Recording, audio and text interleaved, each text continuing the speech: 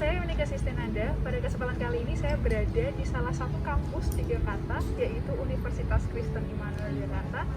Pada kesempatan kali ini saya akan mewawancarai salah satu dosen yang ada kaitannya dengan tema video kita kali ini, yaitu adalah panel surya.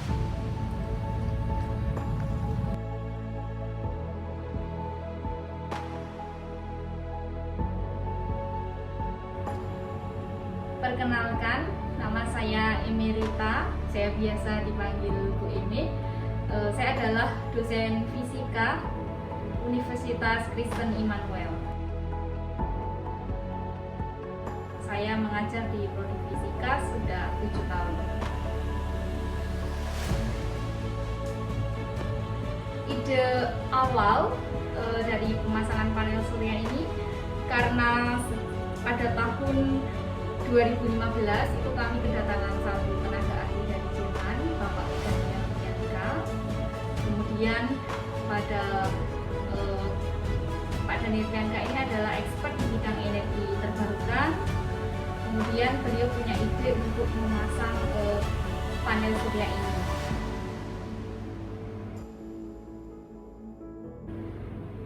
Karena panel surya ini bisa menghasilkan listrik, ya, dan merupakan sumber energi terbarukan, jadi dan juga ramah lingkungan, jadi tidak menghasilkan polusi ya seperti bahan bakar fosil. Asal ada sinar matahari yang tersedia melimpah di Indonesia, maka akan tersedia energi.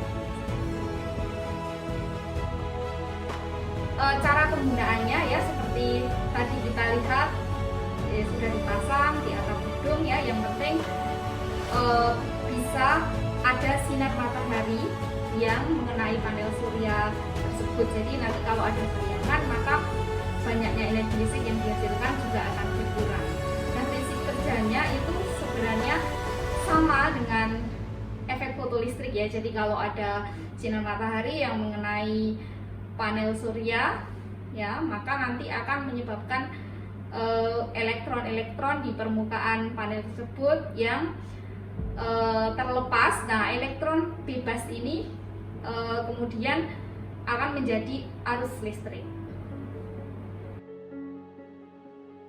Manfaatnya adalah kami bisa mensuplai kebutuhan listrik untuk gedung Saria Marantika 3 lantai dan menghasilkan energi listrik yang bersih, bebas dari polusi.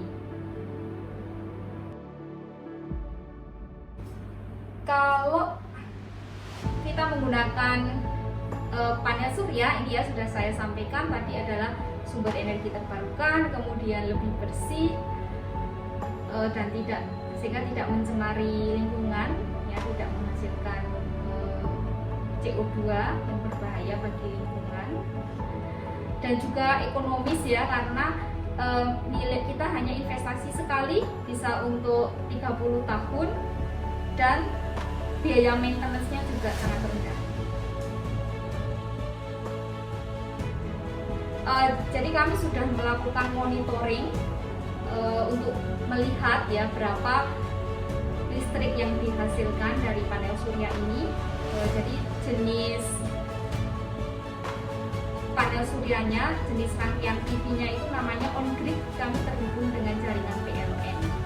Nah, ketika sinar matahari itu cerah, kadang-kadang ada kelebihan energi yang dihasilkan yang kita kirim ke PLN. Ketika mendung dan kebutuhan energinya tidak bisa terpenuhi, kita ambil dari PLN gitu. Jadi masih ada interaksi dengan jaringan PLN. Ada 36 buah panel surya yang dipasang, yang dimana satu panel itu dayanya sekitar 275 watt. Jadi kira-kira jumlah daya yang terpasang di atas atap ini 1 kilowatt.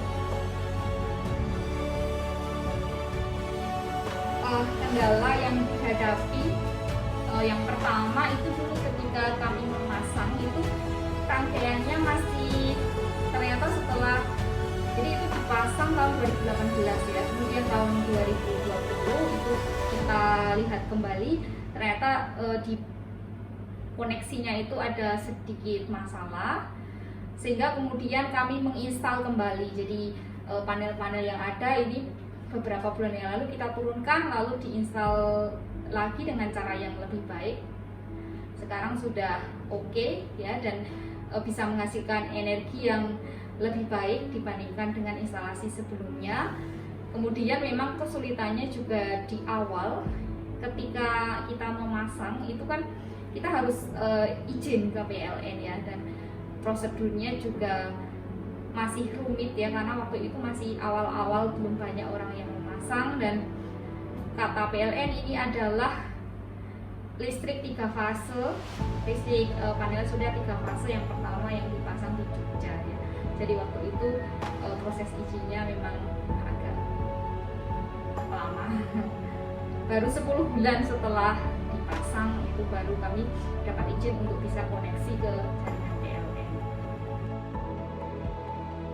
Biaya yang diperlukan ya untuk memasang ini 1 kW peak solar panel ini sekitar 220 juta.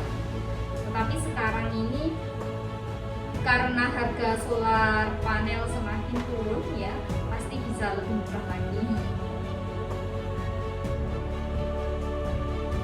Kalau pembuatan panel suryanya dibuat di Tangerang ya, nama pabriknya adalah Canadian Solar. Kemudian kami pakai inverter SMA buatan Jerman. Lalu waktu itu dipasang oleh salah satu perusahaan ya.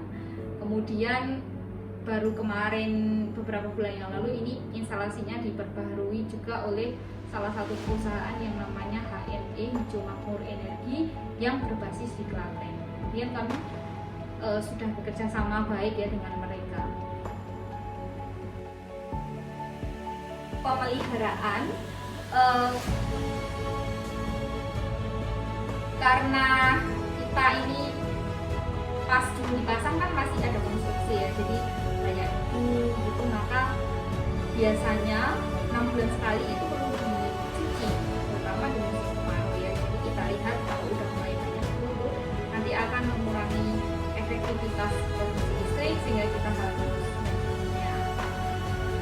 Lalu juga kita harus pastikan ya, kita inspeksi mungkin beberapa bulan sekali gitu ya, 3 bulan sekali gitu, kita lihat apakah di area instalasi itu ada daun atau ada bayangan yang mungkin mengenai permukaan panel surya itu, karena juga akan mengurangi energi listrik yang dihasilkan.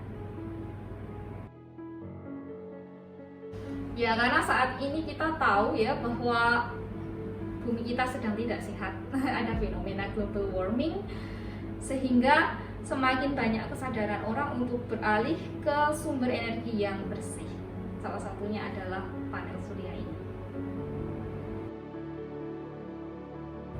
Ya, kami dari Prodi Fisika UKRIM itu